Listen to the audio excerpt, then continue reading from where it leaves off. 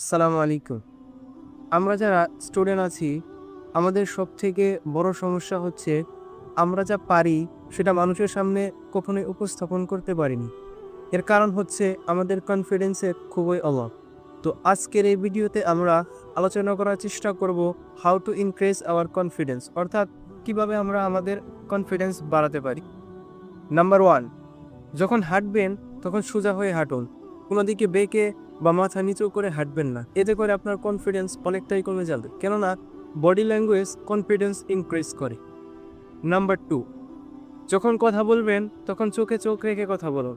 অন্যদিকে তাকিয়ে বা মাথা নিচু করে কথা বললে আপনার কনফিডেন্স লেভেলটা অনেকটাই কমে যাবে। এজন্য আপনি যখন অন্য কারোর সাথে কথা বলবেন তখন চোখে চোখ রেখে কথা বলুন। নাম্বার 3, প্রতিদিন কিছু কিছু চ্যালেঞ্জ গ্রহণ করুন, অর্থাৎ নতুন কিছু কিছু শিখুন। যাই কিছু হোক, সেটা বইয়ের 2টা লাইন হোক, একটা স্ট্যাটাস হোক, যাই কিছু হোক, নতুন কিছু শিখুন। এতে করে আপনার কনফিডেন্স অনেকটাই বেড়ে যাবে।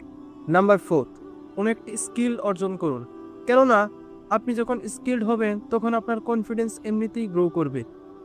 মনে করেন আপনি একটি ইভেন্টে গেলেন, সেখানে সকল লোক সবাই যারা উপস্থিত আছে সবাই স্কিলফুল, ট্যালেন্টেড, আপনার মধ্যে কোনো স্কিল নাই, তখন আপনি এমনিতেই আনকমফোর্ট ফিল করবেন, আপনার কনফিডেন্সটা তখন এমনিতেই কমে যাবে।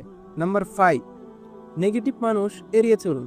যারা সবসময় নেগেটিভ কথা বলে, আপনাকে বিভিন্ন কাজ থেকে বাধা দেয়, আপনাকে বিরক্ত করে, এরকম মানুষ এড়িয়ে চলুন। কেননা নেগেটিভ মানুষ আপনাকে সবসময় ভয় দেখাবে, আপনাকে দিয়ে এটা হবে না, ওটা আপনি পারবেন না, এইগুলো বলবে।